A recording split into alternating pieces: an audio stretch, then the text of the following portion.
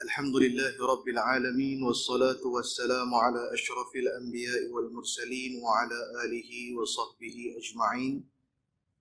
رب اشرح لي صدري ويسر لي أمري واحلل عقدة من لساني يفقه قولي. اللهم افتح علينا فتوح العارفين وارزقنا فهم النبيين واجعلنا من عبادك الصالحين والمتقين. اللهم انفعنا بما علمتنا وعلمنا ما ينفعنا. ربنا زدنا علما. ربنا آتنا في الدنيا حسنة وفي الآخرة حسنة وقنا عذاب النار. اللهم انصر الإسلام والمسلمين والمجاهدين خصوصا في الغزة وفي فلسطين وفي مصر وفي سوريا وفي اليمن وفي رحية وفي بلادنا ماليزيا خاصة وفي كل مكان وفي كل زمان. رب يسر ولا تعسر. رب تمم بالخير ولا حول ولا قوة إلا بالله العلي العظيم. أما بعد. Muslimin, muslimat, ibu-ibu dan ayah-ayah, mudah-mudahan dirahmati oleh Allah Subhanahu wa taala. Kita sama-sama panjatkan rasa syukur kehadrat Allah. Kerana dengan limpah kurnia, dengan keizinan, dengan kekuatan, taufik dan hidayah daripada Allah, malam ni malam yang ke-6 Zulhijjah, Allah masih lagi memanjangkan umur kita, memberi kekuatan dan keizinan untuk kita sama-sama hadir mengimarahkan rumah Allah, berniat i'tikaf, duduk dalam majlis ilmu dan berjemaah. Mudah-mudahan masa yang kita gunakan pada malam ni Allah hitung dan catat ianya sebagai suatu amalan soleh, amal kebajikan yang menjadi bekalan untuk kita balik ke negeri akhirat kelak insya-Allah. Jadi sebagai muqaddimah, elok kiranya kita ulang mengaji sikit berkaitan dengan ibadah korban yang kita akan jumpa beberapa hari sahaja lagi ini. Ketika mana kita menyambut raya Aidil Adha, hari kemenangan berkorban Al-Udhiyah, maka di sisi raya haji ataupun raya korban itu ada satu ibadah yang sinonim, iaitulah ibadah menyembelih binatang korban. Maka bila kita sebut masalah sembelihan korban, walaupun dalam mazhab Syafi'i hukumnya sunat yang dituntut, sunat muakkad. Korban mazhab Syafi'i sunat muakkad. Walaupun sunat muakkad, tetapi mengaji tentang ibadah korban ini wajib. Ngaji wajib, ibadah tu sunat, sunat yang dituntut. Tapi kalau tengok dalam mazhab Hanafi, ibadah korban ni wajib. Belah Turki, Pakistan, India, Bangladesh, belah-belah banyak, belah-belah sana mazhab Hanafi. Wajib ni mazhab Hanafi, korban tiap-tiap tahun. Cuma khilaf di kalangan para ulama mazhab Hanafi, wajib korban itu wajib yang lagu mana. Sebahagian besar ulama mazhab Hanafi kata wajib korban itu tiap-tiap tahun. Ada sebahagian lagi ulama dalam mazhab Hanafi kata wajib korban itu, maksud wajib tu wajib sekali seumur hidup. Jadi khilaf dalam mazhab Hanafi lah, cuma hukum dia wajib. Dalil ambil mana? Ayat Quran, surah Al-Kautsar ayat yang kedua. Inna a'tainakal kautsar. Nombor satu. Nombor dua, fasalli li rabbika wanhar. Dan dirikanlah salat, tunaikan salat, kemudian tunaikan salat kerana Tuhanmu, kata Allah. Wanhar, dan sembelihlah binatang. Maka di hujung ayat tu Allah perintahkan satu lagi ibadah selain daripada sembahyang, suruh sembelih. Maka Imam Hanafi ambil dua ibadah dalam satu ayat, bermakna kedua-duanya ibadah yang penting, saling melengkapi. Makna sembahyang tu wajib, korban tu pun wajib. Sama macam ayat dalam surah Al-Baqarah, wa aqimus salah wa atuz zakah. Tunaikanlah zakat, keluarkanlah zakat, dirikanlah sembahyang dan tunaikan zakat. Makna tunaikan zakat tu pun penting bagi yang kena keluarkan zakat, sembahyang tu pun wajib bagi orang hak kena sembahyang. Hak orang hak kena sembahyang ni siapa dia? Semua orang rasanya kena sembahyang. Tak, bukan orang Islam saja, orang kafir pun kena sembahyang. Nampak? Tapi atas nama beriman, wajib kita sembahyang. Ada pun orang kafir yang tidak menunaikan salat, mereka tidak boleh diberi hukuman atas dunia ni. Tetapi di akhirat mereka akan terima hukuman. Wajib terima hukuman. Itulah kita akidah. Jadi tengok masalah korban sikit. Kalau dan saya sebab lagi saya tak ada sembahyang syak sini. Saya nak kena pergi Tamaria. Dan ada orang minta buat tahlil lagi, insya-Allah tu imam ke apa ke, ada dua orang yang minta. Seorang baru meninggal tak saat ni, ayah dia kata. Baik, jadi masalah ibadah korban, tuan-tuan muslimat, kita kena ulang mengaji sebab ibadah ni setahun sekali. Barangkali kalau kita reti pun kadang-kadang kita terlupa, kita confuse, kita tak apa yakin dengan apa yang kita ada. Banyak orang Melayu dia confuse. Benda-benda hak ringan dia confuse. Tapi benda-benda ringan ni kalau silap buat boleh rosak korban, boleh jadi korban tu korban wajib. Baik, kita tengok yang pertama. Sekarang dah masuk 6 Zulhijjah dah. Beberapa hari sahaja lagi, tuan-tuan muslim-muslimat, kita nak jumpa Raya Haji. Sebelum Raya Haji, 9 Zulhijjah, hari yang sangat penting untuk orang yang pergi buat haji ataupun untuk orang yang tak pergi buat haji. Macam kita ni. Kita tak pergi buat haji, sunat kita puasa. Nabi sebut dalam hadis sahih, mafhum dia, siapa yang berpuasa pada hari Arafah tu, Allah ampunkan dosa dia 2 tahun. Selama 2 tahun sebelum. 2 tahun ampun dosa. Kemudian ada pula pada hari Arafah 9 Zulhijjah itu waktu yang mustajab berdoa, iaitulah waktu asar. Asarnya di sana lah, di Mekah. Kita di sini beza jam, beza waktu lebih kurang 5 jam. Maka kita di sini waktu yang mustajab kalau ikut waktu asar di Mekah pukul 8.30, 8.30 betul lebih kurang. 8.30, 8.45 sampai pukul 11.30 lebih kurang. Jadi tuan-tuan jangan lepas peluang lah. Jangan lepas peluang. Puasa pada 9 Zulhijjah, panjatkan doa, mudah-mudahan Allah makbulkan doa. Tiap-tiap hari kita doa, tapi itu antara waktu yang mustajab doa Nabi bagi pesanan. Jangan lepaskan peluang. Nah, ingat, bubuh dalam kalender, lekat, tulis siap-siap. Takut lupa. Malam ni teringat. Mai hari tu lupa, nak puasa pun lupa, nak doa pun lupa. Allah Akbar. Hak payah nak nikah dua tu, doa itu tu. Mudah lagi mustajab, insya-Allah. Ibu-ibu pun nampak laki gatal dengan nak nikah dua, waktu tu mustajab doa, ya Allah, janganlah bagi dia duduk niat nak nikah seorang lagi. Lawan. Gunakan manfaat. Nah, jadi baik kita ambil sikit berkaitan dengan sunnah-sunnah ketika nak melakukan ibadah korban. Yang pertama sekali, satu hadis Nabi sebut, idza dakhala al-ashru, apabila masuk Zulhijjah. Nampak?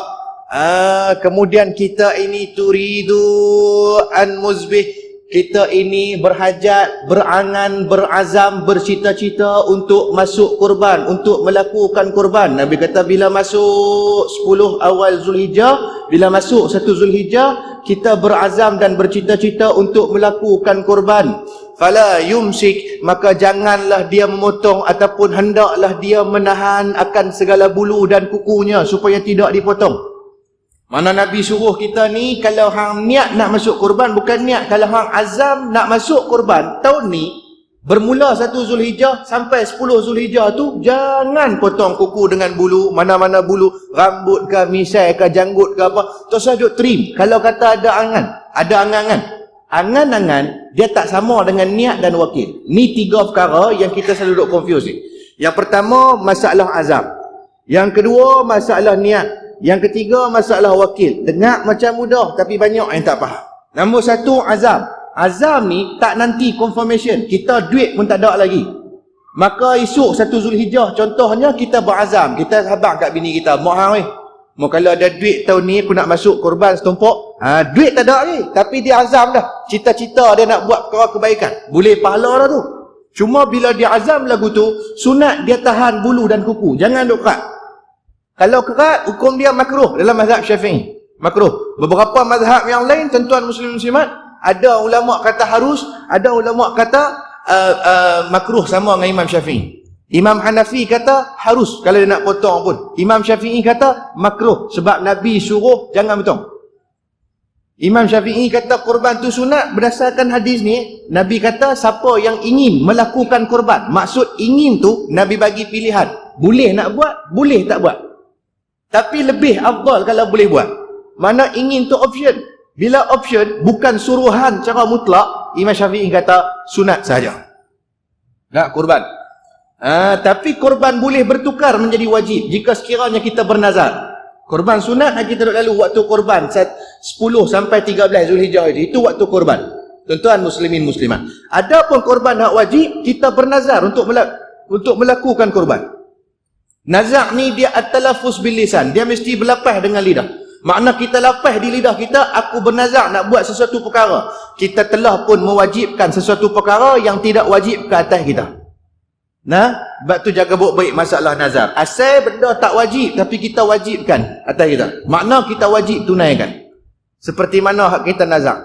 Nah, jadi kalau kita nazar ni ulama pesan kalau boleh general sudah, secara umum sudah nazar. Jangan terlampau detail, jangan terlampau spesifik, jangan terlampau terperinci kerana takut susah untuk kita tunaikan nazar tu kelak.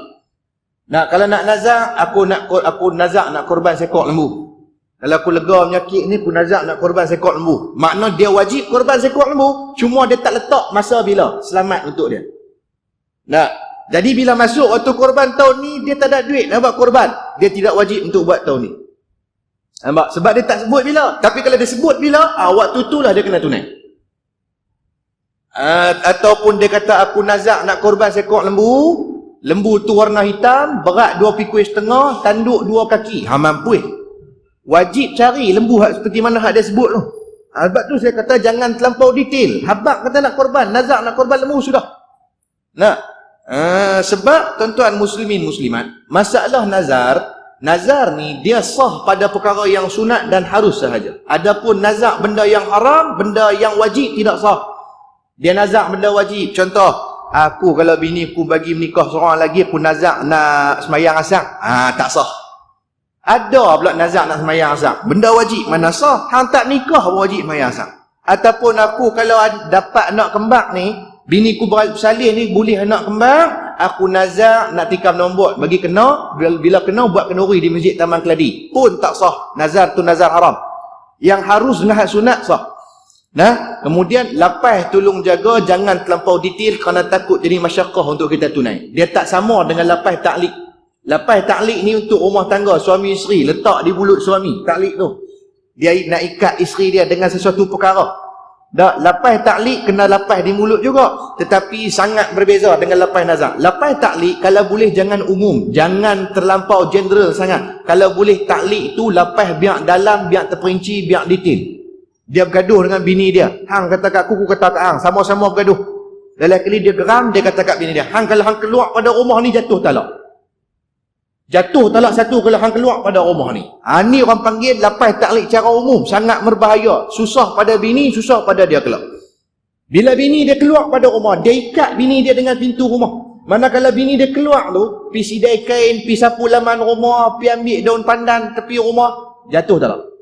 Sebab tu lepas taklik, kalau terpaksa lafaz, mesti detail. Hang kalau hang keluar juga pada rumah ni, hang balik rumah mak hang tanpa izin aku, jatuh talak satu. Mana bini dia keluar pergi kedai, bini dia keluar pergi Tesco, bukan balik rumah mak tanpa izin, keluar pergi tang lain, tak itu talak. Sebab tu kata tolong detail. Kalau terpaksa lapas, jangan ikut dan pergi lapas, susah. Tak? Jangan main-main. Kadang-kadang bini dia kaki panjang sangat, raja duk keluar merata ya. Dia balik kerja pukul 5 petang, sampai rumah pukul 5.30. Cari bini tak jumpa. Kawan lapak nasi baru boleh kerja. Selak tudung saji tak ada lau. Buka periuk nasi pun tak ada nasi, tinggal periuk saja. Cari bini, tengok dalam bilik tak ada, wah katil tak ada, atas siling pun tak ada, dalam almari pun tak ada. Lalu bini duk menyorak dalam tu. Mana pi bini aku ni? Telefon berkali-kali tak dapat. Out of coverage. Hai, dia ni pi mana ni? Sepatah apa pun tak ada. Telefon tak dapat, nasi pun tak ada. Lelai kali pi di dapur, tengok ada di pintu peti air tu nota kecil. Bini tulis nota, abang, timah ikut rombongan pi padang besar. Tu dia tu. Pas padang besar. Satu apa tak tinggal kat laki-laki sampai tak tahu apa. Lapak terkedarah tunggu sampai ke malam. Padang besar nak balik cerita dia pukul 10 malam baru sampai rumah. Tunggu kat kawan tu kebuluk macam hak organ lah. Pukul 10 baru balik.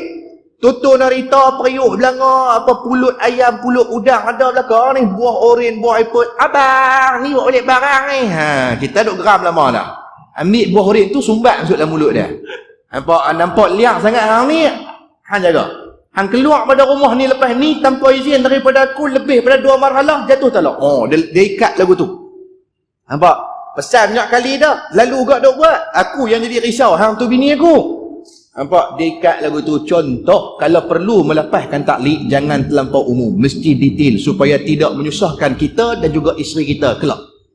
Jadi itu masalah lepas. Jadi nazar, kalau dia korban, dia nazar untuk berkorban, wajib dia tunaikan korban tersebut. Dan kalaulah dia tidak sebut pada nazar tersebut dia nak makan daging, haram dia makan daging. Aku nazar nak korban lembu tahun ni, wajib dia tunai nazar untuk berkorban seekor lembu tahun ni. Tapi kalau dia kata aku nazar nak korban seekor lembu tahun ni dan aku berhajat untuk makan sedikit daripada daging lembu tersebut, halal dia makan. Nah, tu kata kena detail ataupun sebut bagi spesifik. Nah, jadi masalah korban mazhab Syafi'i sunat muakkad, tapi wajib kalau kata kita bernazar. Baik. Jadi masalah azam yang pertama tadi, kalau kita berazam untuk melakukan ibadah korban, kita duit pun tak ada, baru cita-cita nak buat. Maka bila masuk 1 Zulhijjah, tolong tahan bulu dengan kuku, jangan potong. Makruh kalau potong. Kalau potong pun bukanlah haram tapi makruh. Makruh yang dikeji. Dan kalau buat juga. Tapi ustaz, saya bukan tak mau potong, kuku saya panjang dah macam mat lampir. Tu wajib potong. Misai ustaz, misai tahan ustaz. Tapi misai saya tutup bibir dah. Minum air, misai berenang lah air. Boleh ke tak potong? Potong nampak kotor sangat. Nampak? Islam ni dia nak bersih. Jadi itu masalah azam. Jangan keliru dah. Saya sebut cara ringkas ya, biar faham. Yang kedua, masalah niat. Masalah niat. Niat ni guna mana? Ada orang faham waktu dia wakil tu nak kena niat. Tak boleh lagi. Itu bukan niat wakil. Itu wakil. Wakil dengan niat ni beza. Wakil ni ada 2 tempat yang wajib kita wakil. Kalau kita nak buat korban, sama ada di sini ataupun di luar negara. Sama ada kita boleh tengok lembu ataupun tak boleh tengok lembu. Dia ada 2 tempat hak wajib kita wakil. Tempat pertama wajib nak wakil ketika nak wakil untuk orang yang menguruskan lembu ataupun binatang korban kita. Dia nak tolong beli, kita wakil kat dia. Duit kita RM700. Jumpa orang tengah yang nak urus ni, nah RM700 aku wakil kepada kamu untuk menguruskan bahagian korban aku. Tu wajib wakil satu tu. Maka tu orang tengah tu pun dia terima wakil. Selalu AJK masjid lah, tolong cari lembu semua kawan hak tengah tu. Nampak? Itu tempat yang pertama wajib wakil. Tempat yang kedua wajib nak wakil ni ialah ketika mana nak sembelih binatang. Ni saja 2 tempat wajib wakil. Orang nak sembelih lembu kita, nak sembelih kambing korban kita tu, dia mesti terima wakil dulu. Ataupun dia mesti disuruh dan diberi keizinan. Haram dan berdosa kalau dia pergi sembelih ikut dan lembu orang. Tak boleh. Walaupun dia tukang sembelih yang sangat terkenal di Taman Keladi ini. Orang panggil dia Pak Leh sembelih. Parang dia duduk di pinggir ni. Makna tukang sembelih Power Rangers sungguh lah. Walaupun dia seorang tukang sembelih yang hebat, haram dia pergi sembelih lembu orang tanpa izin ataupun tanpa suruhan ataupun minta tolong daripada tuan-tuan lembu tersebut. Jangan turun-turun motor tengok lembu dia kena tambak di tiang, dia pipi terus sembelih. Hukum dia haram dan berdosa. Sembelih sah, hukum dia berdosa dan haram. Pasal itu lembu orang. Tak, lainlah kalau kita yang suruh. Kita ni satu bahagian ada. Kita suruh, kita minta tolong dia. Ataupun uruf adat kata kalau tak mau sebut di mulut, body language pun dah dikira memberi keizinan atas keredaan. Mana kita kenal dia tukang sembelih, dia pergi duduk dekat lembu kita tahu lah dia nak sembelih, kita tidak ada halangan, kita tidak marah, mana kita reda dan itu dikira keizinan. Jadi tukang sembelih jangan ikut dan pergi sembelih lembu orang, mesti pastikan dulu. Ni saja 2 tempat nak wakil. Wakil orang tolong urus dan beli, wakil orang tolong sembelih. Kalau buat di luar negara macam mana ustaz? Kita tak ada jumpa tukang sembelih, kita pun tak tahu siapa sembelih. Jawab dia wakil kepada orang yang pi urus lah. Nampak? Mesti ada orang yang urus kalau nak buat korban luar negara, Sudan ke, Kemboja ke. Orang yang urus itu kita wakil waktu kita serah duit tu. Aku wakilkan kepada kamu untuk menguruskan bahagian korban aku. Maksud menguruskan tu termasuklah dengan kawan tu pergi cari siapa yang tukang sembelih. Kita bagi keizinan pada dia semua. Tak? Jadi korban luar negara ni mudah banyak lah. Tapi kurang afdal sikit. Dari sudut kurang afdal, banyak benda yang kita tak dapat. Tak dapat tengok binatang sembelihan itu disembelih. Tak dapat tengok tumpah darah. Nampak? Tak boleh nak niat korban. Waktu yang paling afdal niat ni ketika disembelih binatang tu. Jadi banyak benda lah. Banyak benda. Tak boleh nak sembelih sendiri. Afdalnya kurang. Tetapi kalau buat di luar negara, untuk tujuan membantu orang-orang yang sangat susah di negara tersebut, afdal balik kot bahagian tu. Untuk bagi daging sedekah pada orang yang sangat memerlukan. Misalnya contoh kita di Taman Keladi ni banyak ekor dah, banyak lembu dah. Nampak? Orang miskin pula tak ramai. Jadi kita pun ambil satu bahagian di luar negara tu. Tapi jangan sampai kita utama hal luar negara sampai di tempat kita tak ada sembelihan. Maka rugilah, tidak ada tumpah darah pada hari raya kurban. Dah, biar balance. Di sini pun ada, kalau ada duit lebih, masuk pula di sana. Bantu saudara kita yang susah di sana tu. Nah, sampai nak makan apa pun tak ada. Di sini kita kadang-kadang banyak sangat. Jadi masalah wakil, dua tempat tu saja wakil. Wakil untuk mengurus ataupun membeli, wakil untuk menyembelih. Dia tak boleh sembelih ikut dan. Kalau lembu dia tak apa, lembu orang. Sama macam dia masuk main Taman Keladi ni, dia Tok Mudim. Tok Mudim terkenal. Boleh tak dia duduk pergi sunat anak orang ikut dan dia? Jumpa budak, selokkan kerat. Jumpa budak, kerat. Orang kata apa siapa sunat anak saya? Saya Tok Mudim terkenal. Takkan tak kenal? Boleh begitu? Kena terajang nampak budak tu lagi. Mana boleh? Dia mesti minta izin ataupun pak budak tu minta tolong dia. Macam itulah tukang sembelih nak menyembelih lembu kurban. Nah, itu masalah apa nama wakil. Yang ketiganya masalah niat. Niat ni lagu mana? Ada orang faham dia kena niat waktu dia bagi duit kat tukang urus. Bukan. Itu bukan niat, itu wakil. Niat korban ni ialah ketika mana telah milik datang korban. Waktu itulah bermula niat korban. Bermakna kita serah duit ke orang pergi beli. Kemudian dia dah beli dah lembu tu. Walaupun bukan seluruh lembu tu milik kita, satu bahagian saja. Tapi bila dia dah beli, lembu tu dah jadi antara milik kita. Sah niat korban, bermula di situ. Dah. Nak tahu ke mana? Banyak cara. Kadang-kadang tukang yang beli tu, dia akan habang kod WhatsApp, kod mesej, kod pengumuman masjid. Ataupun kadang-kadang tak perlu pemberitahuan. Uruf adat di Taman Keladi ni memang macam tu tiap-tiap tahun. Lagu mana? Esok lusa nak raya haji. Hari ni pakat siap beli lembu, siap dah. Tambak dah di masjid-masjid apa semua ni. Kita lalu ya tengok, ada lembu 3-4 ekor dah. Mesti ada salah satu tu lembu aku. Kita yakin dah jadi milik lembu, sah niat korban. Yakin dah jadi milik kita, nak sah kita berniat korban. Wajib pegang lembu ke? Tak wajib. Ada orang kata kena pegang lembu. Kalau lembu tu mengamuk, terajang mampu nak pegang pun dah. Tak boleh pegang lembu, pegang tali lembu. Pun tak wajib pegang tali. Kalau tak boleh pegang tali, kena tengok lembu waktu nak niat, tak wajib. Syarat dia yakin lembu telah menjadi milik. Bukan hak orang lain, hak kita dah. Baru sah niat korban. Walaupun kita tak ada di kawasan tu. Nampak? Kita duduk di Australia no. Lembu buat sembelih korban di Taman Keladi ni. Kita duduk di Australia. Tapi orang hak beli lembu tu hantar mesej. Tuan Haji, Alhamdulillah, lembu dah beli. Kita pun niat korban di Australia. Sah niat korban kita. Nah, afdal sahaja tengok dan memegang lembu. Tapi bukan wajib. Niat korban. Bermula selepas milik lembu. Tak sah niat korban kalau belum milik. Sama macam kita cerai jiran kita. Kita cerai bini jiran kita. Bini jiran kita beletiak tak berhenti. Taik telinga kita ni tak dan keras. Bila kena dia beletiak. Lalu kita pun geram, kita panggil dia keluar. Ni Kak Timah keluar Mazat. Awal. Dah saya meluat lah dengar Kak Timah duk beletiak tak berhenti. Mulai pada hari ni saya sebagai jiran Kak Timah cerai. Kak Timah talak 3 apa. Mana sah kita cerai bini orang. Macam itulah kita niat korban atas lembu yang bukan milik kita. Tak sah. Mula niat korban sah, lepas milik lembu. Sampai bila? Sampai putih mering dengan hukum. Itu tempoh niat korban. Nah, jangan orang dah sembelih habis dah baru niat korban. Tidak sah. Yang paling afdal nak niat korban ialah ketika penyembelihan sedang berlaku. Waktu tu paling afdal.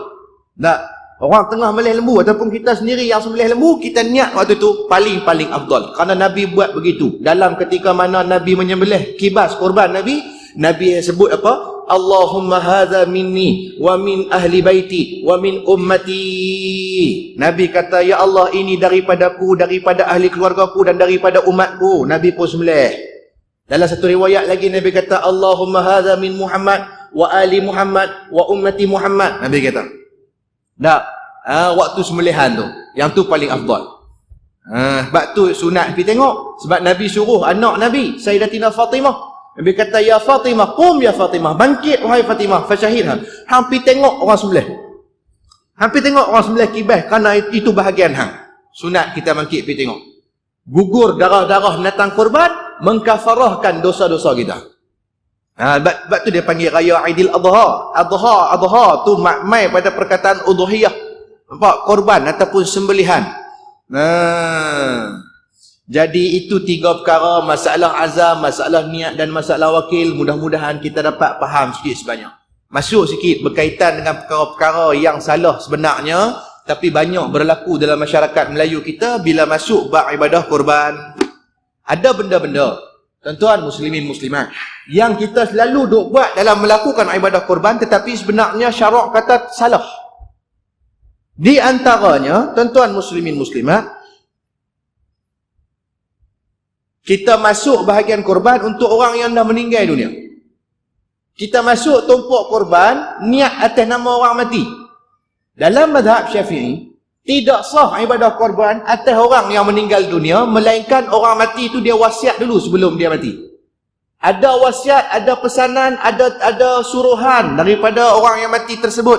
Maka kita pun bila dia dah mati, kita masuk bahagian korban untuk dia, baru sah ibadah korban tersebut. Tapi kalau orang mati tu, misalnya contoh mak kita, ayah kita, dia mati, sebelum dia mati dia tak pesan suruh buat korban, kita pergi buat juga atas nama dia, tidak sah ibadah korban atas nama orang mati, tetapi daging halal dimakan. Korban tidak terangkat kerana tidak ada wasiat. Dia kata tu dia ustaz, pasal apa korban kena wasiat, haji tak kena wasiat pun? Mak saya tak ada pergi buat haji, pasal apa saya kena buat badal haji, haji ganti upah haji kat mak saya?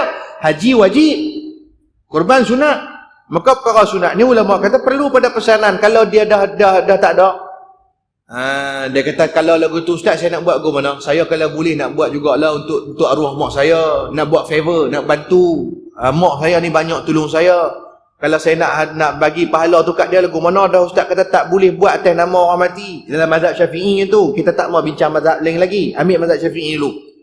Tak, mesti pada wasiat. Ada beberapa mazhab yang kata tak perlu wasiat pun, harus buat atas orang mati. Nampak? Sebab berdalilkan hadis Nabi ketika Nabi sembelih itu, Nabi niat apa? Ini daripada Muhammad, daripada ahli keluarga Muhammad, daripada umat Muhammad.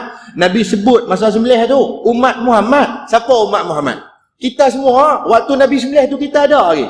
Tak ada lagi. Maka ulama sebahagian kata boleh, tapi Imam Syafi'i kata mesti kena pada wasiat. Imam Syafi'i dia detail, maka kita pegang pada pendapat Imam Syafi'i sebut ni, mesti pada wasiat. Tapi mak saya tak wasiat, saya nak bagi juga pahala. Nampak ke mana? Kata Imam Ar-Rifa'i, kata Imam An-Nawawi, dua orang ulama dalam mazhab Syafi'i, nak bagi juga pada orang mati, nak buat ke mana? Buat korban atas nama orang yang hidup. Kita anak, kita buat atas nama kita dulu. Lepas selesai sembelihan, niatkan, ya Allah, kalaulah ada pahala dengan ibadah korban aku pada tahun ini, aku hadiahkan kepada arwah ibu aku.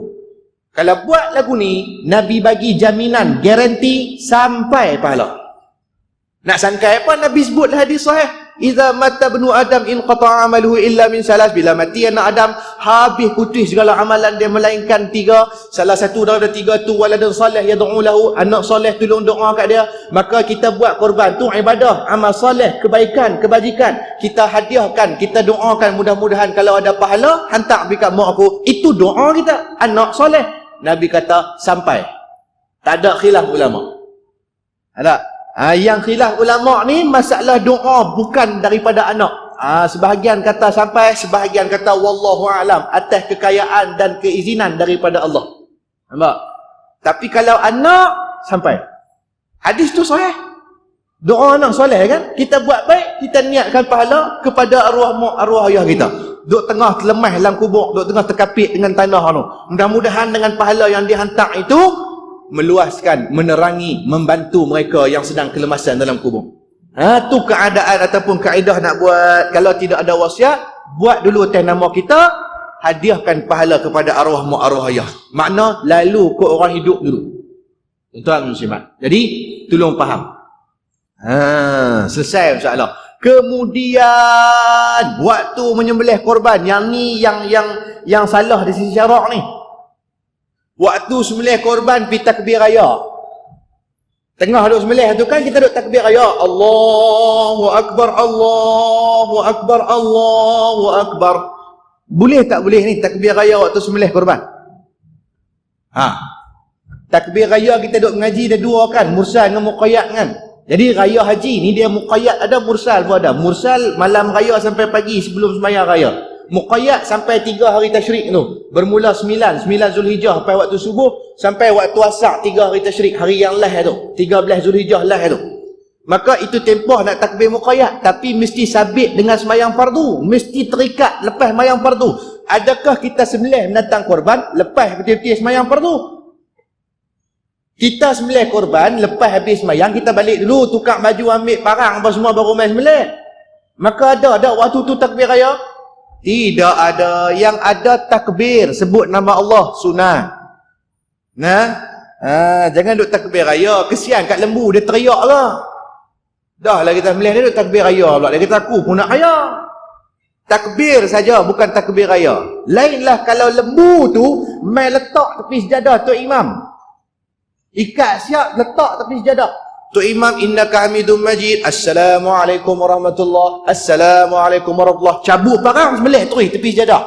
Baru boleh takbir raya tu. Tapi ada orang buat begitu? Tak ada lah.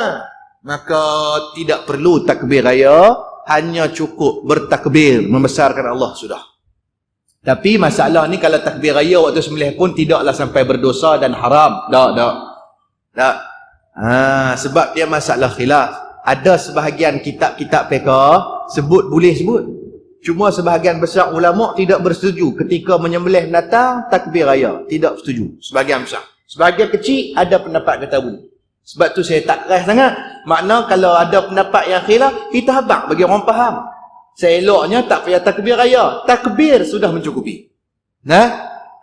Kemudian lagi tuan-tuan muslimin muslimat, masalah yang sering berlaku dalam masyarakat Melayu ketika melakukan ibadah korban ialah memberi upah daging ataupun mana-mana bahagian korban kepada tukang sembelih dan tukang lapah. Tapi lah ni alhamdulillah kurang sangat dah. Dulu belambak dulu, tahun 80, tahun 70, tukang sembelih, tukang lapah dia ambil bahagian daging ataupun bahagian tulang sebagai upah. Hukum dia haram dan berdosa. Tuan-tuan buka lah kitab fiqh 4 mazhab, kitab fiqh besar ataupun kecil, sebut haram lah kau. Haram dan berdosa. Upah akan bahagian korban kepada yang menyembelih dan yang melapah. Tak boleh. Dalam kitab Fiqh al-Islami wa Adillatu, Syekh Wahbah Zuhaili dia tulis, berkait dengan ibadah korban ini, haram memberi upah daripada bahagian korban kepada yang menyembelih dan melapah walau dengan sehelai bulu. Selai bulu pun tak boleh bagi. Atas nama upah, tak boleh. Hukum dia haram kerana dikira seolah-olah berjual beli daging korban. Daging korban haram jual beli sebelum milik. Selepas milik boleh jual beli. Selepas milik pada orang yang terima. Kita masuk bahagian korban, kemudian lembu tu dah sembelih, dah lapah, bagi 7 tumpuk, dapat bahagian kita. Kita pun sedekah pada orang 1/3 orang fakir. Maka orang fakir tu dah milik daging. Kalau dia nak jual, harus hukum dia. Nampak? Tapi kalau sebelum milik, haram jual beli daging korban. Makna kalau kita bagi upah pada orang yang menyembelih dan melapah, makna dia macam jual beli ya. Kawan tu bagi tenaga. Dia bagi tenaga dia, modal dia, tenaga dia. Dia sembelih, dia lapar, kita bayar tenaga tu dengan daging korban. Dia panggil sistem barter, pertukaran atas keredaan macam jual beli. Yang tu yang tak boleh. Jadi jangan bagi upah atas bahagian korban kepada yang menyembelih dan yang melapah. Sabit dengan hadis sahih riwayat daripada Sayyidina Ali bin Abi Talib. Kata Sayyidina Ali bin Abi Talib dalam hadis, amarna Rasulullah sallallahu alaihi wasallam. Satu hari Nabi menyuruh dan mewakilkan kepada kami. Sayyidina Ali sebut, satu hari Rasulullah wakil pada aku dan para sahabat yang lain, an aquma ala muzbih, untuk mendiri ataupun menguruskan korban unta Nabi. Nabi buat korban banyak kali. Kalau Nabi buat korban kibah, Nabi sembelih sendiri. Ada waktu Nabi buat korban unta. Lalu korban unta ni Nabi wakil pada Sayyidina Ali dan beberapa sahabat untuk urus. Maka Sayyidina Ali kata, bila kami yang urus unta korban Nabi ni, kata Sayyidina Ali, wa alla nu'tiya min syai'in wa nahnu nu'ti min indina au kama qal, kami tidak beri kepada yang menyembelih dan melapah itu sedikit pun daripada bahagian korban, akan tetapi kami beri kepada mereka apa yang ada di sisi kami. Maksud tak terkait dengan binatang korban. Yang kami bagi upah, apa hak dalam poket kami, apa yang jadi harta kami bagi kat mereka. Tak sabit dengan datang korban. Sabit dengan hadis sahih ni, ulama sepakat kata tidak boleh beri upah daripada bahagian korban pada yang mengurus, yang menyembelih, yang melapah. Tak boleh. Haram dan berdosa. Jadi kita bagilah benda lain selain daripada daging korban. Tapi ustaz kalau nak bagi juga, boleh bagi pada orang yang menyembelih dan melapah, tapi atas nama sedekah ataupun hadiah. Tu tak apa. Orang tukang sembelih tu fakir miskin, dia layak terima daging korban kerana dia fakir miskin. Ataupun dia tukang sembelih, dia bukan miskin, dia kaya Zaib, kontraktor, duit berlambak, boleh dapat ke? Boleh, atas nama hadiah. Nah, ataupun tukang sembelih itu dia tuan korban, dia layak dapat 1/3 daripada bahagian daging. Atas nama sedekah, atas nama hadiah, ataupun dia tuan korban, baru dia layak dapat. Atas nama upah, tidak boleh. Tolong jaga masalah ni, tuan-tuan muslimat. Kadang-kadang pembahagian daging korban pun kita silap. Pembahagian daging korban ni dia ada beberapa pendapat. Yang paling afdal nak bahagi daging korban ni lagu mana? Ikut dalam sunnah Rasulullah sallallahu alaihi wasallam dalam hadis, Nabi hanya mengambil segenggam daging korban Nabi. Sembelih binatang korban, lapah dapat bahagian yang nak diberi pada orang. Nabi ambil segenggam ya. Itu pun kata para ulama, ambil barang dalam, ambil jantung, ambil hati. Adapun barang lain semua Nabi sedekah ke orang. Yang ni lah yang paling afdal. Tuan-tuan ingat, kalau ada hak masuk tumpuk, kalau boleh, buatlah lagu ni. Contoh kita masuk satu bahagian, RM700, lapah-lapah bagi 7 bahagian, dapat satu bahagian 30 kilo. Nak buat lagu mana? Ambil segenggam, buat macam sunnah Nabi, ambil segenggam tu kita katalah ambil sekilo lah segenggam tu. Nampak? 29 kilo lagi sedekah pada fakir miskin. Yang tu lah yang paling afdal. Tapi kita nak buat guna selalu. Kita bukan buat gitu. Dapat 30 kilo, 29 kilo dalam peti air, sekilo bagi kat orang susah. Bodoh ambil tak ada. Bukan salah, tapi tak terangkat lah ibadah, tak capai lah tujuan korban. Ada pula dia sedekah sekilo ambil dia berlambak-lambak. Kita kata tak kena ni buat lagu ni. Patut awak tu ambil sekilo walaupun awak tuan korban. Hak lebih banyak tu sedekah pada orang susah. Sampaikan daging pada tangan orang fakir.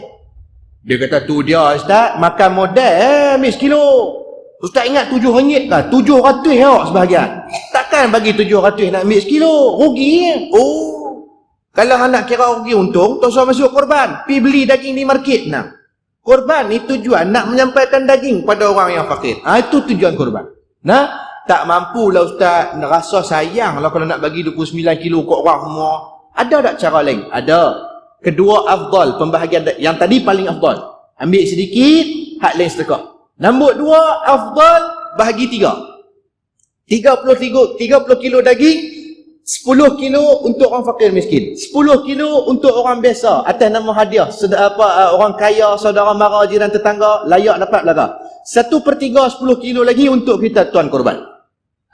Mudah. Cara kedua afdal. Yang ni lah yang banyak orang nak buat. Salah tak salah? Tak salah. Boleh juga. Cuma hak paling afdal, hak tadi. Dan jangan sampai buat korban tak ambil langsung. Rugi. Nabi pun ambil, kita buat tak ambil pula. Lain lah kalau buat korban luar negara, memang payahlah nak pergi ambil setumpuk daging. Kalau buat di tempat yang kita boleh pergi, sunat kita pergi tengok, sunat kita sembelih sendiri, sunat kita ambil bahagian kita sedikit, buat balik makan, ambil berkat, ikut sunnah.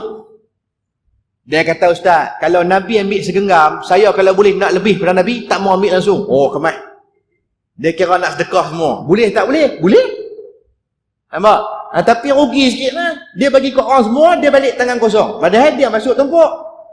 Balik ke rumah, bini mengandung. Tengah duduk mengidam, nak makan daging. Mampu. Abang, mana daging korban? Allah, aku pergi sedekah kat orang semua dah. Orang mengidam, takkan tak tahu. Tak kira nak agak daging korban. Daging import boleh? Tak mau. Nak daging fresh. Allah, aku pergi habak lambat, aku dah sedekah dah kat orang semua. Tak kira, hentak lagi, tak kira. Abang tak bawa balik ke daging korban, biarlah esok beranak anak ni, ayat liak meleleh. Mampu. Dia ugut lagu tu takkan kita nak tengok saja. Start cerita keluar pula pergi cari daging korban. Tadi sedekah habis dah kat orang, dapat 30 kilo. Kawan ni fakir miskin 10 kilo, hak nu bagi 7 kilo, hak ni 5 kilo, habis. Sekelak angin kita. Kena keluar pula pergi cari Baru sampai di simpang Petron tu, duk cari daging korban, tengok-tengok hak fakir miskin kita sedekah tadi sempurnya duk menega daging. Dia fakir miskin, dia dapat daging belambak, dia menega. Kita yang sedekah kat dia, dia menega tu orang beratuk punya panjang, sekilo RM20, pakai pekerja 2 orang. Kalau kita tengok amboi geram, aku bagi daging kat dia menega, kurang hajar, semua sekupang habuk tak keluar model, boleh untung kanak-kanak. Kita pun pergi berhenti kat dia. Kita minta kat dia daging sekilo, boleh tak? Kita kata ni, kenal tak? Kenal tak? Orang miskin tu kata, awak tak kenal tuan lah yang bagi daging korban kat saya pagi tadi kan, sedekah 7 kilo kan. Terima kasih banyaklah tuan, alhamdulillah. Nah, mudah-mudahan tuan murah rezeki lah. Kita pun sambil duduk geram, hangat kita kata, menega laku banyak lah. Nak marah apa kat dia? Tu hak dia punya pasal kat dia nak menega pun, harus hukum dia. Lepas tu kita mengata ni, nak minta tolong. Awak tuan ni boleh takkan saya nak tolak pertolongan untuk tolong tuan. Tuan banyak tolong saya pagi tadi. Dah aku ni keluar cari daging korban. Tadi sedekah semua. Balik-balik rumah dia, bini di rumah teringin nak makan daging. Tu yang kena keluar cari, dia duk mengandung, mengidam. Jadi boleh tak kalau aku nak minta kat hang balik sekilo daging korban? Boleh tak tuan ni? Dia sedekah kat kawan tu, dia pergi minta balik sekilo. Boleh tak boleh? Tak ni hukum fiqh ni. Kita reka lah masalah tu. Taklah berlaku, tapi kalau berlaku, boleh tak minta balik? Boleh lah minta kalau kawan tu nak bagi. Kalau kawan tu nak bagi, boleh lah. Tapi orang Melayu panggil buruk siku. Man, saya nak minta balik sekilo boleh tak? Abang nak bagi orang perempuan lah. Saya tak mau orang perempuan lah duk mengidam tu. Dia siap ugut. Dia kata kalau keluar anak, kalau yang liuk meleleh, salah abang. Oh tu yang saya seriau tu. Jadi tuan korban, hak miskin ni dia bagi ya? Biasanya mestilah bagi, tidak? Allah tuan, kalau takat sekilo takkanlah saya nak berkira. Tuan yang sedekah kat saya 7 kilo. Kalau takat sekilo tu apalah sangat tuan weh. Tuan nak sekilo kah? Ya. Tuan pergi beratuk sekilo RM20. Wajib tak dia bayar kalau kawan tu nak? Wajib dah nak. Kalau tuan berasa tak mau, pergi market lah RM35. Kat saya sip RM15. Kita duk beratok korang hajak ni, hang tunggu tahun depan aku tak bagi dah. Apa tak dah tu tak apalah, tu masalah lain. Dak ni nak habaq masalah kalau kita dah dapat terima daging korban. Cuma ulama bahas daging korban ni yang boleh kita jual harus hukumnya kalau kita terima atas nama sedekah. Adapun kalau terima atas nama hadiah, sebahagian ulama kata tak boleh jual. Atau kalau terima atas nama hadiah, kita sendiri makan ataupun bagi ke orang, jangan jual, tak boleh jual. Atas nama sedekah, nak buat apa tak apa. Nak jual boleh, nak simpan buat perkasan boleh, nak biar sampai busuk, nak lempak dalam sungai, terpulang lah. Dah jadi hak milik dia. Dia orang miskin, peti air halui. Dapat 30 kilo, kawan duk bagi banyak. Bawa balik, bubuh dalam peti air, celui 2 kilo. 28 kilo lagi nak tok tak mana? Dia kata, baik aku menega. Boleh tukar jadi duit. Duit tu boleh aku beli baju sekolah anak, buku sekolah anak. Dia pun cerdik ke, businessman. Tapi dah miskin, nak buat ke mana? Maka tidak ada masalah bagi dia. Kita hak sedekah ni dapat dah pahala yang berkandak-kandak. Bila kita sedekah daging korban, dia punya hal. Kita tak layak nak marah, kita tak boleh marah dia dah. Nah, tu masalah pembahagian daging korban. Baik, kita masuk sikit tuan-tuan muslimat, masalah pembahagian binatang-binatang yang halal dimakan dengan cara sembelihan yang berbeza. Binatang yang halal kita makan dengan cara sembelihan berbeza. Ada 3 kategori. Kategori pertama, dia panggil maqdur ilaih. Binatang yang jinak boleh kita pegang, boleh kita kuasa atas dia, kita sembelih di tengkuk dia, memutuskan merih dan helqum dia. Ni kategori pertama. Lembu, kambing, unta yang dipelihara, yang kita boleh pegang dan sembelih di tengkuk, dia panggil maqdur ilaih. Maka binatang hak lenih pertama ni wajib sembelih di tengkuk, putih, merih dengan helqum. Tak? Sembelih di tengkuk ni pun kadang-kadang jadi haram hukum dia kalau kita sembelih atas pada halqum. Jangan. Nah, halqum lembu ataupun binatang. Binatang ni dia ada halqum. Kalau nak sembelih yang sahnya di bawah pada halqum, bukan di atas halqum. Kalau sembelih di atas halqum, dia panggil sembelih lidah, bukan sembelih urat merih dengan halqum. Atas halqum tu lidah lembu. Tuan-tuan tak percaya pi tengok. Jadi nak tengok halqum lembu tak mana? Halqum tak bisa jumpa Ustaz. Kalau lembu tina ada halqum kah? Dia duduk ingat macam manusia. Halqum lembu ni betul-betul terletak di bawah pangkai telinga lembu. Telinga ni kata telinga lembu. Ni telinga lembu. Ni dia punya muka. Ni telinga dia. Halkum dia betul-betul bawah ni. Tak kata ustaz ni tangan lah. Memang tangan itu contoh. Ni telinga lembu. Halkum dia betul-betul bawah ni. Kalau tuan-tuan tak percaya, waktu rebah lembu tu, tuan-tuan jangan gulung gelembiak lembu. Kalau gulung, payah nak sembelih. Tarik naik atas gelembiak lembu. Kan ngadap kiblat tengkuk dia, kita kilas kepala dia naik sikit, gelembiak tu tarik naik atas. Tebal ke mana pun tarik. Bila tarik tu, dia akan nampak urat yang nak putus tu. Itu ada kembung. Situlah hukum dia. Maka kalau tarik lagu tu, memudahkan urusan sembelihan. Letak pisau beruk kali ya, putus dah dua-dua urat. Yang duk jadi payah banyak kali tu sebab kita duk gulung. Lipatlah apa. Payahlah sikit. Kalau tarik itu tuan-tuan, bukan wajib sembelih gelembiak tu. Wajib pergi putih dua urat tu. Nampak dua urat tu. Tapi duduk dalam kulit lagi. Berak tarik pisau. Tengok orang Arab sembelih guna. Dia tarik sedah ya. Darah menyembuk keluar. Putih merih helkup, sah sembelih. Jangan sembelih atas helkup. Baik. Jadi menatang hak kategori pertama, menatang jinak yang kita wajib sembelih di leher dia kalau kita dapat leher. Kalau kita tak dapat lihat, misalnya contoh jadi masalah, lembu kita lari, terjun dalam telaga, masuk bawah celah bukit, tak dapat kepala dia duduk dalam telaga, ataupun dia lari masuk bawah Indian lori, tanduk terlekat dekat geransah lori yang terkeluar badannya, duk tarik tak keluar, tanduk lekat dalam celah tayar, perut saja keluar. Waktu korban nak habis dah, nak masuk asak dah. Jadi kita duk ligan ke waktu korban tu, habis asak sat lagi. Kalau sembelih jadi sembelihan biasa, tak jadi korban lah. Apa gua mana? Maka tikam ataupun cucuk mana-mana bahagian dengan niat sembelihan, halal makan. Sah sembelihan. Syarat kena tak dapat tengkuk. Boleh mana-mana bahagian mendatang korban dengan niat sembelihan, cucuk dengan pisau. Cucuk biar melukakan, menusuk dan melukakan. Cabut pisau biar darah mengalir. Dan wajib tunggu sampai menatang tu mati. Kalau tak sembelih di tengkuk. Sembelih di tengkuk senang sebab habis urat pernafasan, lama-lama dia mati ya. Maka bila mati baru kita lapar. Adapun kalau tak dapat sembelih di tengkuk, dia lambat sikit mati sebab kita cucuk di bahagian lain. Tapi ulama kata sunat cucuk di kaki belakang bahagian bawah. Kaki lembu hak belakang tu selok, tepi teluk tu cucuk dengan pisau. Niat sembelihan, tarik biar darah mengalir, tunggu sampai dia mati. Nak tunggu dia mati, nak tahu ke mana ustaz? Dua kaedah. Yang pertama, tengok dia duduk bernafas, bergerak tak bergerak lagi. Dia nak bernafas ke mana? Kepala dia duduk dalam telaga, tengok perut kembang kecut. Makna kalau tak ada kembang kecut tu, kemungkinan dia mati. Tapi tak apa yakin lagi. Cara kedua nak buat ke mana? Tuan-tuan biasa tengok Gusti ya, WWE. Cerita Gusti saya tengok, Stone Cold, The Rock, Undertaker. Ambil warok belakang ni. Takkan tak saya tengok Gusti. Gusti ni, bila kawan tu dah terbaring, lemah, pengadil nak tahu kata dia boleh lawan, tak boleh lawan lagi, dia buat apa nak? Pengadil buat apa nak? Pengadil angkat tangan kan? Dia dah terbaring dah, lembek dah, tapi nak tahu boleh lawan, tak boleh lawan lagi. Pengadil angkat tangan. Itu lepas. Boom, jatuh. Sekali. Angkat pula kali kedua. Lepas pula. Boom, jatuh. Dua kali ya. Ni last ni. Angkat kalau jatuh, kalah. Angkat kali ketiga. Lepas tangan tu gaya dah jatuh. Tu kuat lagi tu. Maka lagi boleh lawan lagi.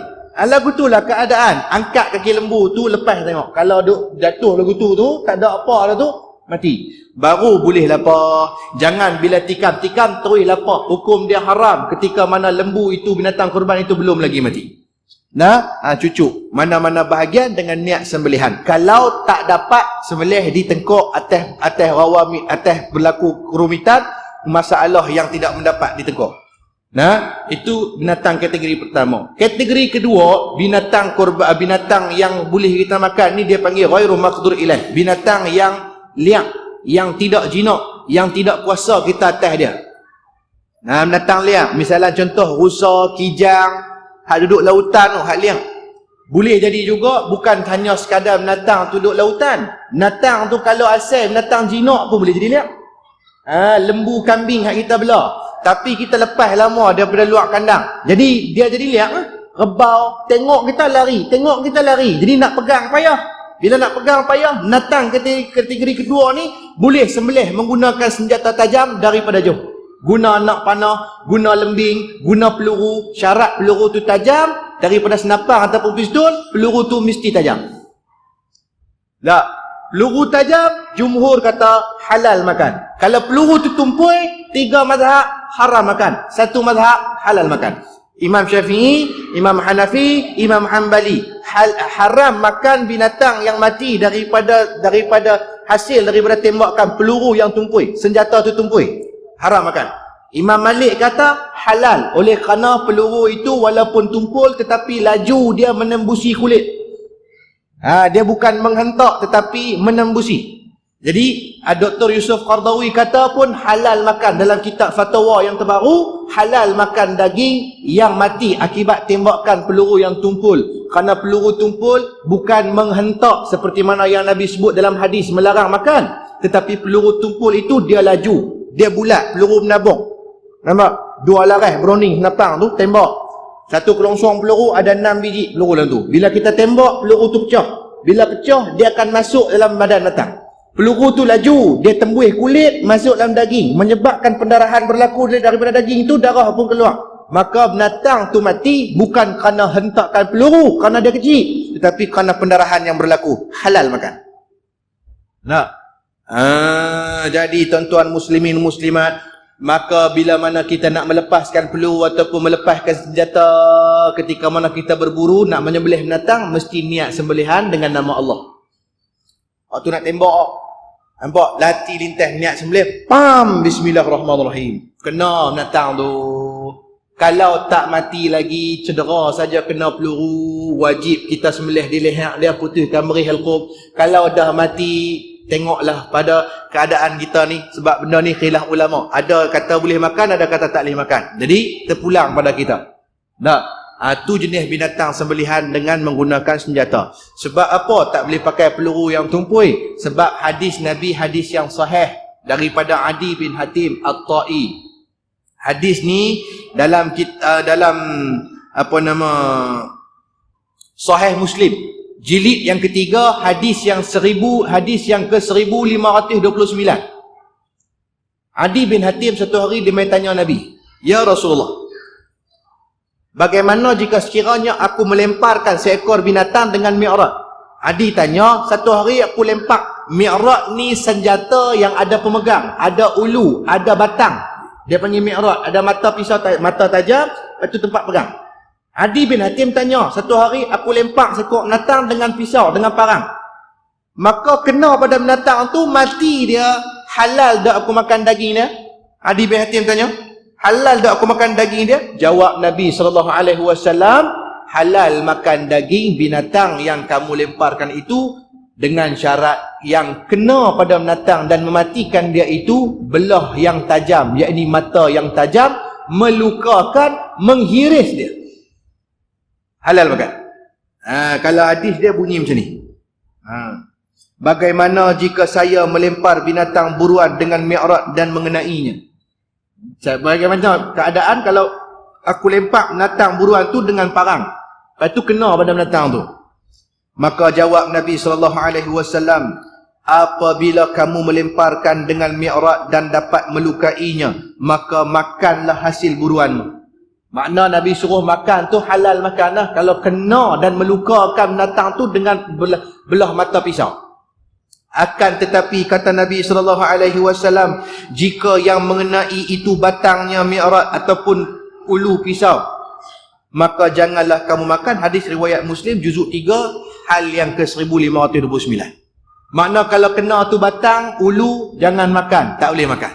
Selesai masalah. Daripada hadis ni lah ulama selisih pendapat berkaitan dengan peluru yang tumpul. Kerana peluru tu bila tumpul, takut dia tidak menusuk. Tapi kalau tajam, dia akan tembus masuk. Tapi oleh kerana kelajuan, walaupun tumpul, dia akan tembus masuk ke. Cuma ulama sebut makruh pakai peluru. Sebab peluru tu panas. Bila peluru tu panas, masuk dalam daging, dia menyebabkan darah beku. Bila darah beku, hikmah syarak tak elok makan. Syarak kata hikmah ada tak apa elok makan, kerana boleh merosakkan kesihatan. Sebab darah beku. Syarak dia ambil kira belakang. Jadi kalaulah kita ni jenis memburu, kita memburu menggunakan senjata, waktu lepas senjata tu, niat sembelihan. Sebut nama Allah. Tak. Kena kalau mati, halal makan.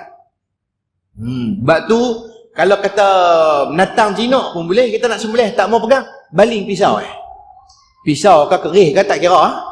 Lembu tambat di tiang tu, kita duduk atas motor je. Kita juara baling dat, sukan si. Memang tepat lah baling. Pegang pisau dah jauh. Sok baling pisau. Pisau pun pusing. Kena pada leher lembu putih merih halqum, sah boleh. Ni bukan binatang liak. Binatang liak tak wajib kena leher. Tapi ni binatang jinak, tak wajib kita pegang. Lempak ada jauh. Kalau kena putih merih halqum, sah makan. Tapi jangan buat lah.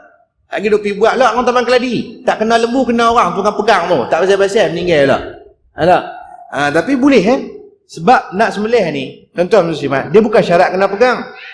Sembelih ni dengan alat yang tajam tak wajib guna pisau. Tapi huruf adat kita guna pisau sebab memudahkan. Victorinox lah apa, hak 300 apa sebilah pun kan.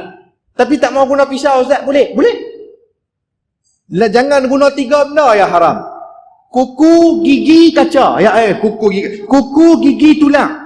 3 benda ni dilarang untuk digunakan. Hang tajam ke mana pun tak boleh pakai 3 benda ni. Lain pada 3 ni boleh belaka. Kayu, batu, kaca, besi, apa dia lagi? Buluh, boleh belaka. Syarat dia tajam. Tidak menyeksa binatang. Batu dia asah sampai nipis, tajam. Dia pun sembelih pakai batu, boleh. Tak ada masalah. Kalau tak mau pakai pisau, nak pakai lain pada pisau, boleh? Boleh. Nak boleh pakai apa? Pedang, boleh? Pedang samurai. Hak Tok Nek dia Jepun, tahun 40 main seram Melaya, nikah dengan Tok Nek perempuan dia ni cicit tapi pedang samurai hak dulu nu ada lagi, turun temurun. Jadi dia kata kalau saya nak sembelih pakai pedang ni boleh? Boleh. Cuma kalau pakai pedang sengaja memutuskan kepala binatang, makruh hukum dia. Kita sembelih jangan bagi putih kepala dengan sengaja. Kalau bagi putih kepala dengan sengaja, sembelih sah, boleh makan daging, tapi makruh hukum. Ada pula pemilih bagi putih kepala. Lainlah kalau tak sengaja, contoh burung puyuh. Pakai pisau pelik dua upang tu kan. Tak peluk, Allah putih pula dah. Bukan sengaja. Tak apa, sengaja makruh. Keji pada syarak. Nampak sangat kita ni buat benda yang syarak keji. Putihkan kepala binatang dengan badan dia ketika sembelihan. Nak pakai kerih, boleh kerih. Pakai kerih. Dah kuat sangat, berdengur sangat. Pakai kerih. Kerih jantan ada, kerih Cina ada, lok 8, lok 9, lok 7, lok 5, hak lekuk-lekuk tu kan. Pakai. Syarat bagi tajam yang kerih tu. Cuma payahlah nak sembelih. Dia sembelih jadi kutu. Kerih tu berlekuk-lekuk. Takut lembu geli, dia kelupuk, lepas kerih terpelantin, lekat pula di bendera lagi. Kacau. Nampak kan ada bendera ada kerih tak laku tu. Orang tak mau lah tu. Takut lekat di bendera tu, payah tu, dah lah kerih tak ada sarung. Jatuh atas kepala orang, jenuh kena jik kepala orang pula lagi. Jadi tak ada masalah nak pakai apa pun, syarat dia tajam. Jangan kuku, jangan gigi, jangan tulang sahaja. Lepas tu orang hak sembelih. Bukan syarat orang sembelih tu laki-laki. Tak, cuma afdal laki-laki dewasa. Kalau dia tukang melih tapi dia perempuan, sah sembelih. Sah sembelih kalau dia perempuan. Cuma dalam kitab fiqh sebut makruh wanita jadi tukang sembelih. Makna cik PA tu kerja dia sembelih binatang, makruh kerja dia. Kerjaya profesion dia menyembelih binatang tu makruh kerana bukan pada tempat dia, syarak kata. Tapi kalau dia pergi sembelih tak makruh, harus. Cuma tidak digalakkan oleh kerana perempuan bila sembelih ni dia akan campur dengan lelaki-lelaki. Sebab uruf adat tak mana-mana pun yang menguruskan korban ataupun sembelihan binatang ni semua orang lelaki-lelaki. Tukang pegang kaki, pegang ekor, pegang kepala, semua orang lelaki-lelaki. Tiba-tiba tukang melih perempuan. Perempuan pula lawa, umur muda 26, putih melepak, muka ala-ala Hana Delisha pula. Allah. Agak-agak kalau tukang melih lawa lah gitu. Kita hendak pegang lembu ni ramai. Yang kata hampa aku pun berebut nak pegang. Dan tukang sembelih tu awet. Jadi kalau hak awet itu main sembelih, takkan dia main nak sembelih pakai telekung. Dia mesti pakai baju seluar. Bila pakai baju seluar, dia pergi duduk di kepala lembu tu, dia nak kena buka kaki, kangkang bagi elok kuda-kuda. Takut lagi lembu kelupuk dah jatuh. Jadi duduk tu, berdiri elok dah. Kaki buka sikit. Lepas tu seluar sinting pula. Tak mau bagi mercik darah, nampak paha dah tadi tu. Lepas tu nak tunduk pegang kepala lembu tu, nak melih kena tonggek pula. Seronok Tok Siap pegang kaki lembu. Tengok paha dia putih tu. Bukan Tok Siap sinilah. Seronok lelaki-lelaki boleh tengok wayang peri ke tu. Tu yang jadi sekok lembu 70 orang pegang. Sampai tak nampak lembu, nampak orangnya.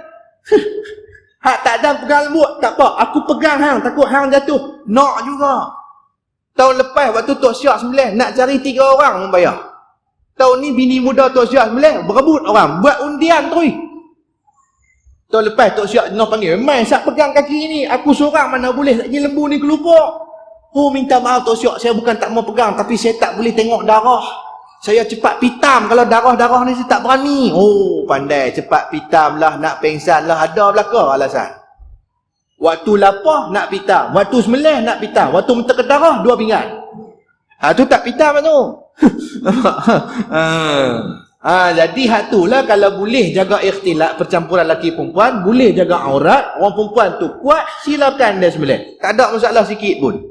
Tak. Mana nak tahu orang Taman Keladi hak lelaki-lelaki Allah Ta'ala uji, jadi lembut belaka. Duduk di rumah pakai kain kemban, sidai kain, mengasuh anak, tengok drama, potong bawang. Walaupun misal tajam macam wak doyak, Allah Ta'ala test pakai lembut belaka. Dan tangan duduk tu tangan. Yang kuat orang perempuan, angkat tongges, buat jalan tat, ikat bata, bancuh simen, semua orang perempuan. Jadi mereka urus korban tahun ni, silakan, boleh belaka. Kita duduk di rumah nak rincik lagi, halus-halus nak masak lagi. Boleh? Tak? Kalau perempuan tu suci, sah sembelih. Kalau perempuan tu haid, dia tengah uzur, tengah haid, dia pergi sembelih lembu, sah tak sah sembelihan? Dia suci, sah sembelih. Dia haid, sah sembelih.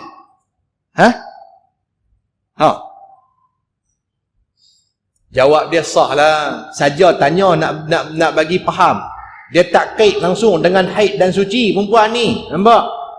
Syarat dia perempuan sah sembelih. Jangan dia perempuan kapiak sudah. Tak? Sebab orang kapiak tak sah sembelih. Tolaklah Bani Israel, apa nama ahli kitab tu kita tolak tepi. Sebab tu banyak lagi nak kena bincang. Lah ni tak ada ahli kitab. Banyak menyeleweng kitab-kitab Samawi. Jadi kalau kita sembelih, tuan-tuan muslimin muslimat, kita ni seorang yang Islam dan beriman, sah sembelihan. Tak syarat laki-laki, perempuan pun boleh. Budak kecil pun boleh, budak kecil.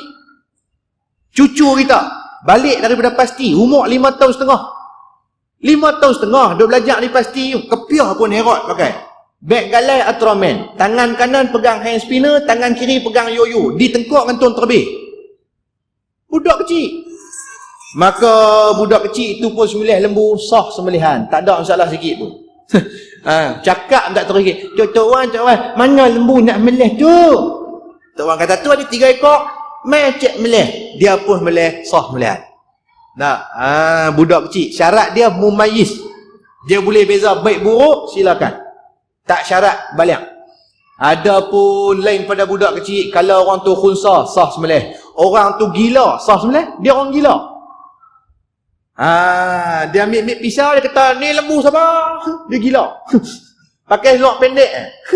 Baju tak pakai. Lembu kami, saya sembelih dah. Dia pun sembelih, sah sembelih orang gila. Orang mabuk, sah sembelih. Mabuk ketum. Minum ketun 2 cawan. Jadi lalu Imam, mana lembu nak sembelih tu? Dia cakap melarat mana lembu nak sembelih Tuan Imam? Tu Imam berterikut tu ada 2-3 ekor tu Imam. Tu Imam menjadi terikut. Maka hak mabuk ni pergi melih lembu, sah sembelihan dengan syarat dia mabuk tapi dia boleh beza hak mana tengkuk, hak mana kaki. Takut dia pergi melih di kaki, luku pula dia. Melih di kaki tak sah lah, melih di tengkuk. Walaupun dia dalam keadaan mabuk, tapi bukan suruh mabuk lu, nak hidup pergi minum yang ketum pula. Ustaz kata malam tu kita minum yang ketum dulu. Jangan. Curok atas kepala yang ketum tu. Malu kat lembu tak minum yang ketum. Kita nak pergi minum teruk pada lembu ni. Nak habaq orang yang tukar melih tu tak syarat laki-laki, syarat dia beriman, nak Islam. Sebab tu, kalaulah kata kita tengah sembelih lembu, tuan-tuan muslimat, tak putih meri helkum lagi, tangan kita krem. Tengah sembelih tak habis lagi, tangan jam. Keras tangan ni, sangkut. Nampak ke mana ni? Jawab dia boleh panggil orang mai ganti sembelih. Tapi syarat orang mai ganti itu orang Islam juga.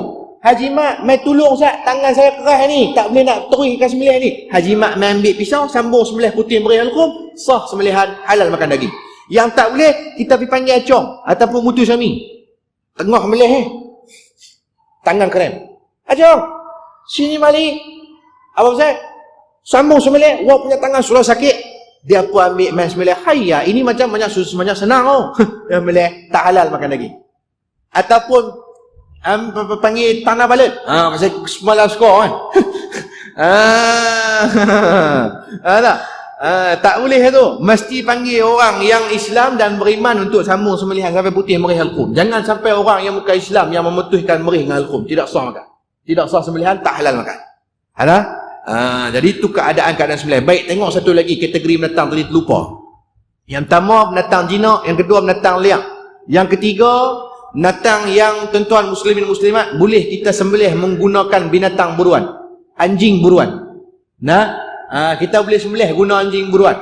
Tak wajib pakai pisau, tapi guna anjing buruan.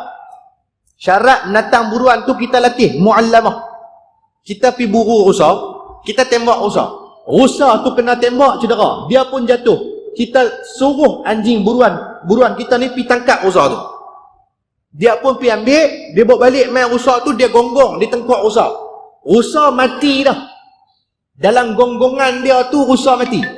Bila rusa mati, halal kita makan rusa tersebut dengan 3 syarat kalau nak pakai anjing buruan. Dengar baik-baik tuan-tuan muslimat. Nak pakai binatang buruan ni mesti cukup 3 syarat ni baru halal makan daging. Yang pertama, binatang buruan itu tak semestinya anjing. Binatang buruan hak lain pun boleh. Binatang buah syarat dia. Dalil ayat Al-Quran surah Al-Maidah ayat yang keempat.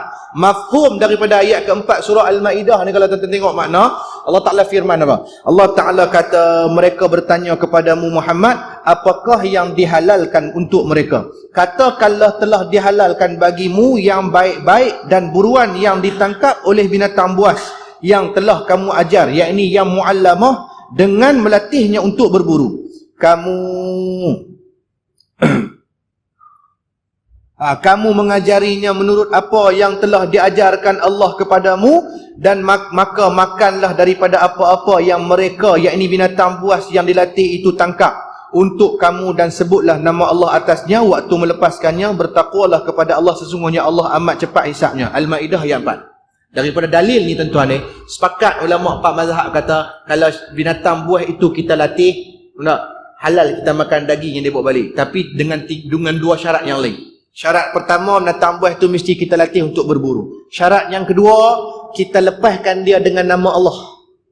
Syarat yang ketiga, kita yang lepas, kita yang suruh dia pergi tangkap, bukan dia sendiri terkam pergi. 3 syarat ni cukup, halal makan. Maksud bila kita bawa anjing, tak syarat anjing, burung elang boleh orang buat buruan, binatang buruan. Burung elang, belah Cina, mereka banyak pakai binatang buruan, pakai burung elang. Mereka latih untuk buru, mereka lepas burung elang.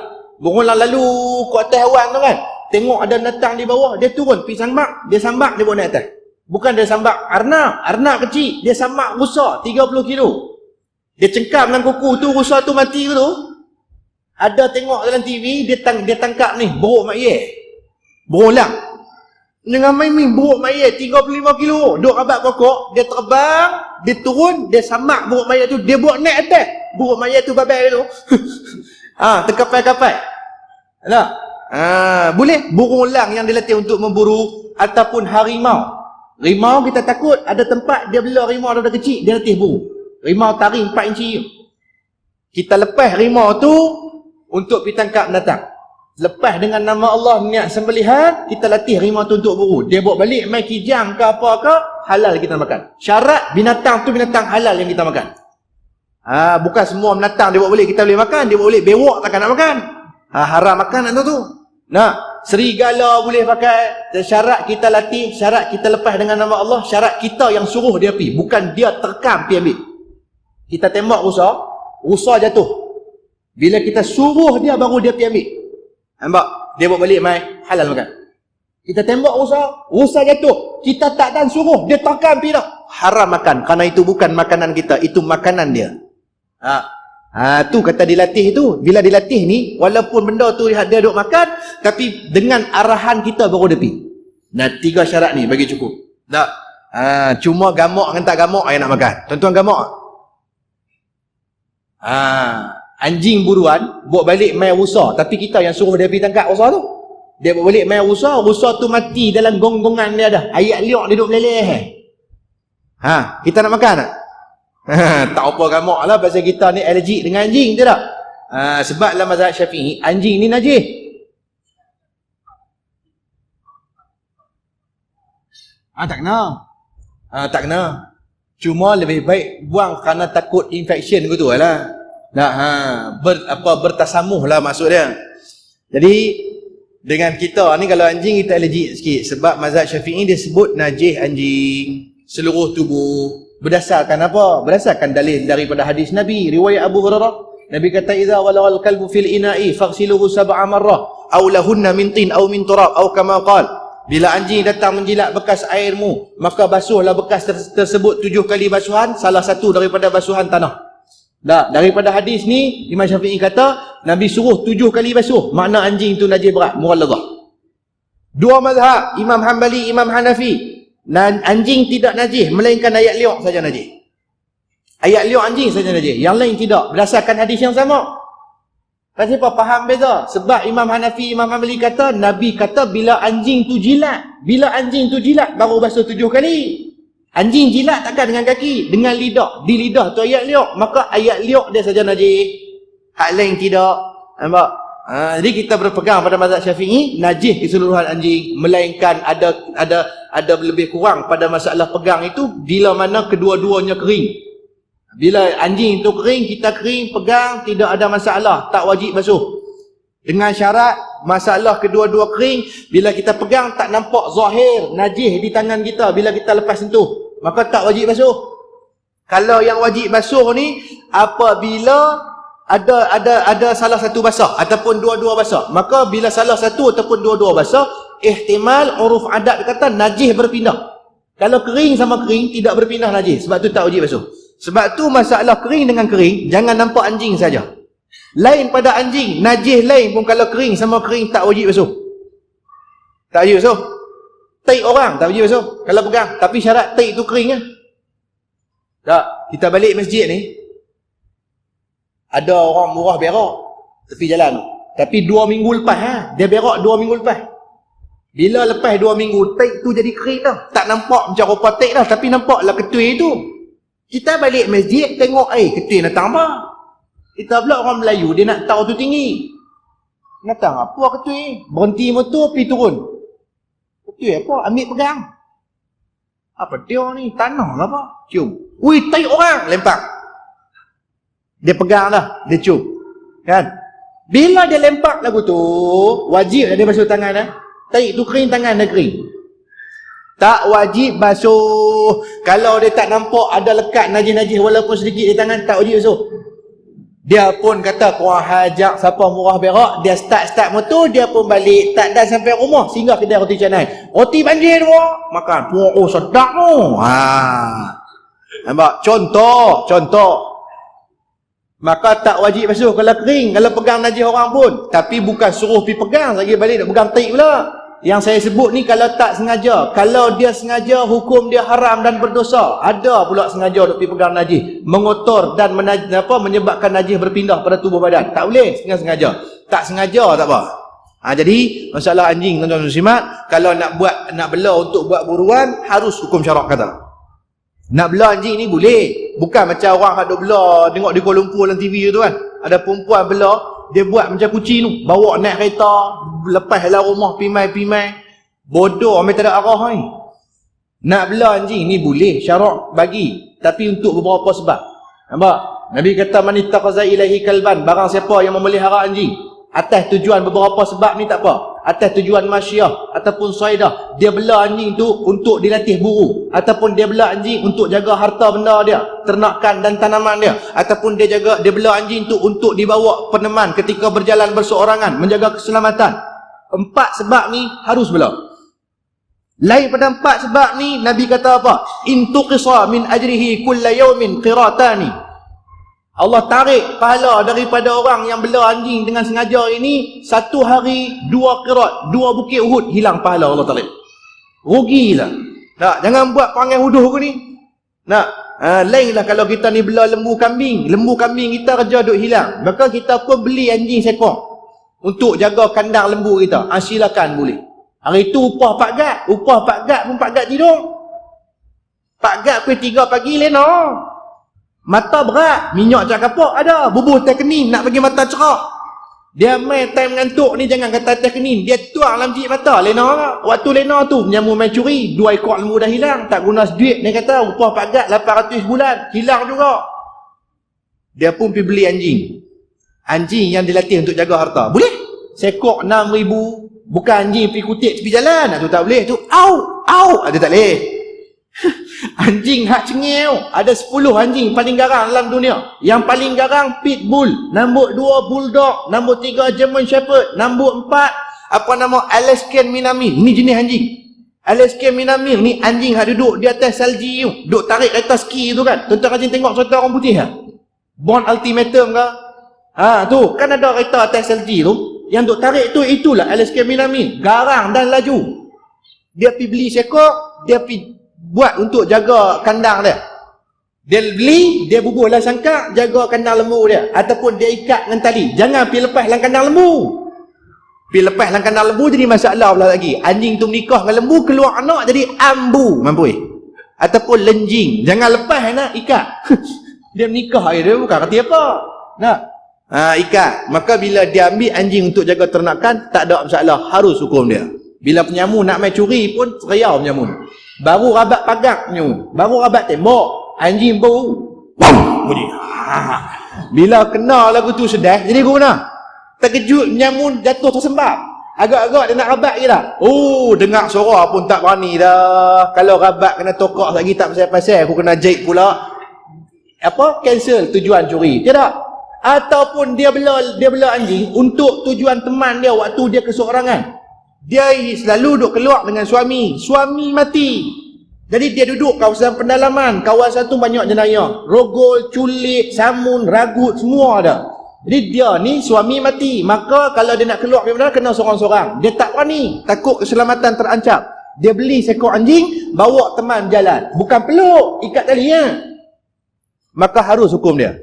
Anak nyamun pun fikir 8 kali. Tengok Rottweiler dia duduk bersama tinggi kita. Kalau kita pergi curi dia punya beg duit bang, agak-agak kita selamat tak? Dia lepas anjing tu tak pasal kita ni. Tak payah tengok orang lain pula. Tu tujuan apa? Lain daripada 4 tujuan ni, hilang pahala satu hari 2 Bukit Uhud. Bukit Uhud besar mana? Di Madinah. Bukit kesayangan Nabi, bukit syurga tu. Tuan-tuan bisa pergi ukur Bukit Uhud sana. Try pergi umrah ke haji ke, try pergi ukur, orang tak percaya. Bukit Uhud tu tinggi 1000 meter. 1 kilometer.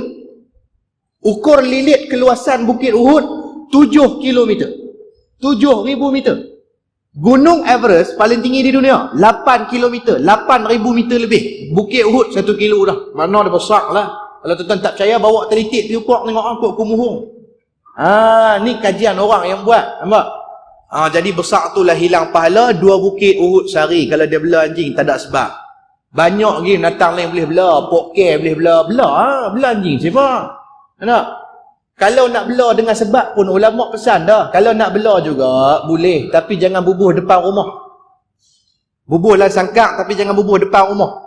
Sebab apa? Hikmah syarak hilang.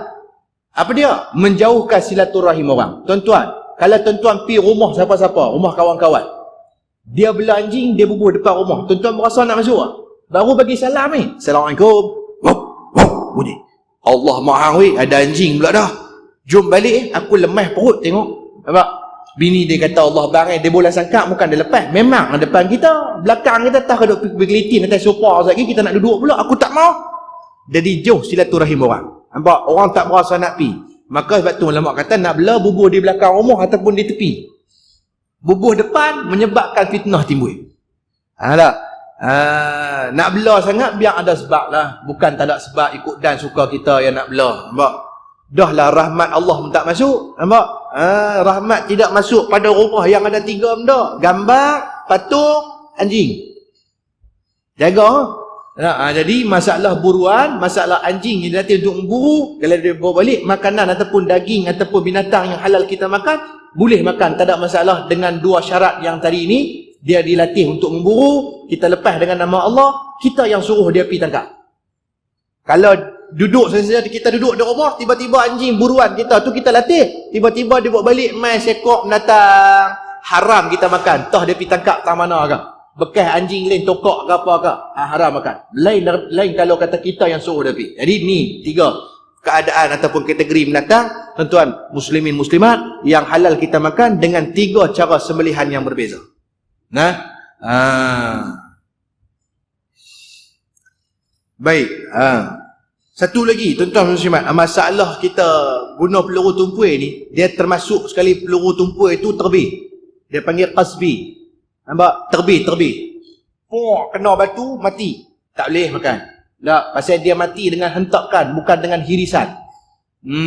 Bundukah peluru tumpul, tembak dengan peluru tumpul. Itu khilaf ulama. Jadi itulah sikit sebanyak berkait dengan masalah korban kita. Mudah-mudahan memberi pencerahan dan juga manfaat untuk sama-sama kita lakukan ibadah korban dengan baik pada raya korban ini dan 3 hari tasyrik. Mudah-mudahan insya-Allah. Jadi saya cukup sekadar itu dulu untuk tazkirah kita pada malam ni. Seperti biasa tuan-tuan muslimat, ada tabung saya bawa untuk kutipan dana pembinaan surau saya di Sungai Layak. Siapa yang berhajat nak sedekah, wakaf dan sebagainya boleh masukkan dalam tabung tu insya-Allah. Dan saya perlu terus ke Tamaria. Jangan lupalah buat tahlil sekali lagi kepada anak qaryah yang berhajat. InsyaAllah mudah-mudahan.